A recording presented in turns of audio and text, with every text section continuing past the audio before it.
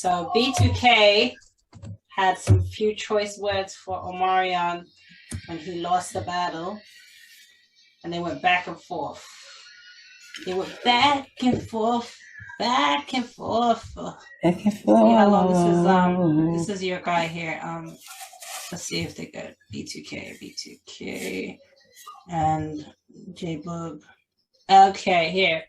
So Omarion basically called, I think she's probably going to say in this video, but basically he said that they were his background singers, which is why he didn't need them. I kind of seen it that way because you just kept hearing Omarion's voice. But every group, they always know when they have somebody who's like the but it's front not man. That simple. It's not that simple. You're gonna see. But I had to hop on here and talk to you guys about this whole versus situation. This past versus, Omarion versus Mario, was a mess. It was a mess. And after the verses and during the verses, Omarion was kind of saying that he didn't need the group B2K. Mario was saying that Omarion brought everybody but the guys he needed, which was B2K. And Omarion kind of sounded like he didn't need B2K. And he actually made a post and called them his backup dancers. So now J-Bug is responding to Omarion calling him a backup dancer. But first, let's get into exactly what Omarion said, and then we'll get into all the tea, because it's a lot of tea that J-Bug spilled. All right, so Omarion made this post on Instagram, and he said, "Peace, family. I had a photo shoot this morning for my Hello Beautiful magazine cover, so forgive me for being late to the party. I want to take a moment to thank everyone for tuning into Versus last night. Thank you, Swizz Beatz and Timbaland, for being trendsetters and providing this incredible platform for artists. I had a great time." It ain't look like it. He said, "Streams going up, by the way. Shout out to @Mario R&B for the win. Looking forward to our next performance on July 29th at the MGM Grand Harbor in DC, where you will open up for me per usual. And yes, there will be a sound check that date, and this time we won't use your front of the house sound man." He said, "I love all the jokes and opinions. Y'all are hilarious. I'm enjoying the creativity. If you're lucky enough to be in this business for 22 years, you understand that at some point you will experience malfunctions. It comes with being an artist and making yourself vulnerable to the world. But to my 3 background dancers, I'm not surprised because this is how y'all always been, even while in the group, praying for my downfall. Well, keep praying because I'm overbooked and busy. Meanwhile, y'all got to get a job other than hating on I heard UPS is hiring." And so in the tea that you're about to get, that is what J-Bug is responding to when he called them his backup dancers. J-Bug just made a post on Instagram not that long ago. And he said in the caption, he said, "I'll just leave this here. The lies and BS stops here. No post will be made after this. Just a little truth for those who want to know the real. @Omarion." And in it, this is like a whole story that he wrote. But he said, "It's sad when you see ones you grew up with, but also you grew up, turn out the way they do. The wise lead the future wizards. I'll be that, the wise one. You shouldn't have been in a rush to get class. Now you're a 5th-year senior playing ball with a GPA of 2.3, barely passing. Yikes. If this don't work, LOL.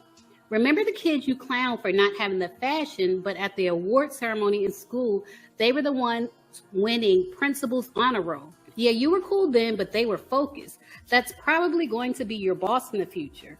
It probably sucks to be a slave to something you gave your life to, but never mastered.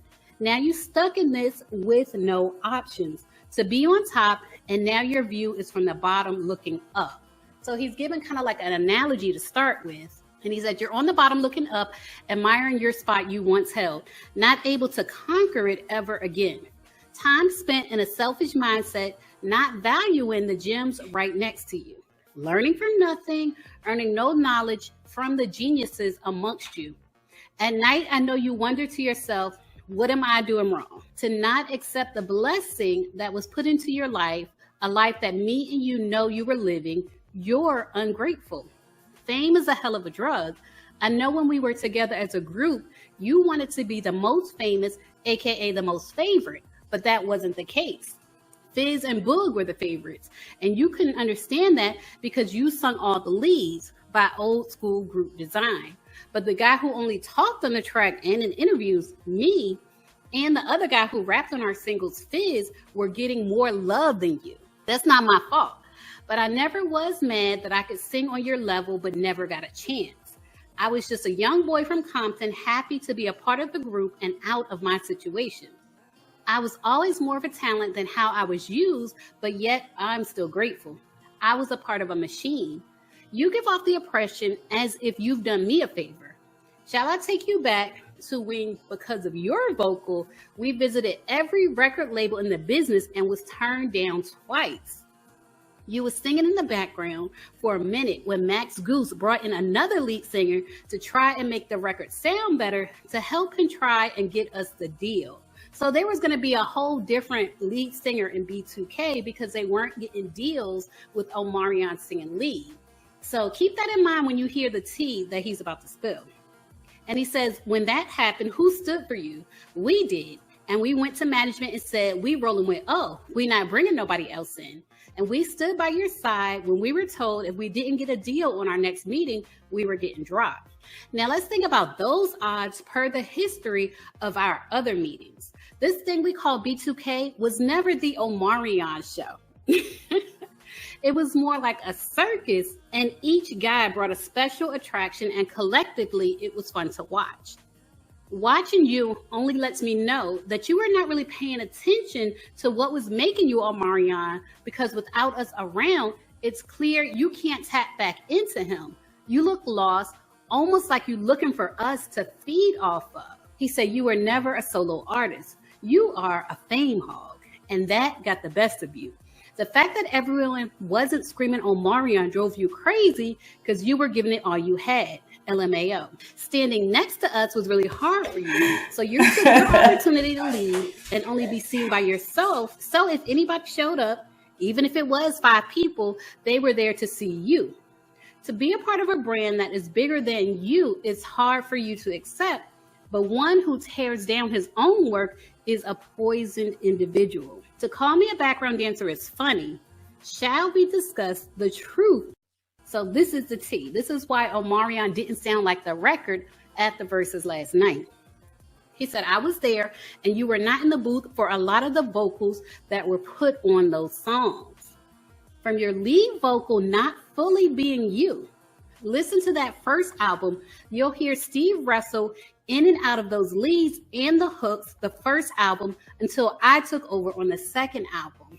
So basically he's naming the other person, just like Ashanti sung for J-Lo. He's saying that Steve Russell sung for Omarion, like it's a mix of both of their voices on the album. And he said, me landing a lead on our second single, F With You, because our first #1 single, Bump, Bump, Bump, I sang the hook on it, and it brought attention to the label that the group was able to evolve. And Troy Taylor made the call and put me on the first verse of Girlfriend after I had already sung that hook earlier that day.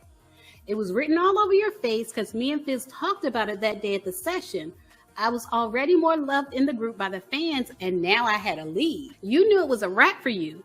It didn't help that Fizz was most popular and the label had already gave him a solo deal before you ever had a conversation with them about one. Tell the truth when you try and lie to the people because the lack of their knowledge on this situation. Shall we talk about why you broke up the group originally? This is more to you guys. He says you were looking for a way out before anything ever happened. And because a chick you liked that didn't like you got smashed, you went and did the ultimate snake stuff. You took a bonding conversation amongst us boys that normally brought us closer and took the information and ratted us out. So I guess they had a conversation about the girl. Leave it in the comments if you want me to do a video about the girl that broke them up. But it sounds like they had a conversation about her where they were sharing secrets, and then Omarion took that conversation and ratted them out. It sounds like that's what he's saying. He said, we always thought those conversations were confidential, just between us, but you knew what you were doing. We had rules. No messing around on the road with a bunch of girls. We confided in you the mistakes we made, and you went home and told on us, getting us kicked out the house and breaking the group up. And this is, I believe, when he says kicked out the house, I believe is when they lived in a house together, from my understanding. And he says Omarion got them kicked out the house and broke the group up over a chick. He said, you knew that business was already shaky because of us wanting to renegotiate our deal. So you took that opportunity to throw us off the ship and take the boat. Got your mama a house and your brother a deal to turn your back on your boys. Same thing you did with the tour. You was broke in 2018 and major debt from taking loans. I got the recording of you begging me, literally begging me to sign my contract for the tour because I wasn't going. The money was not worth it. And he said, quote, come on, Boogie, just do it. Let's do it for our kids. Let's just get this money. And he said, yeah, that was you.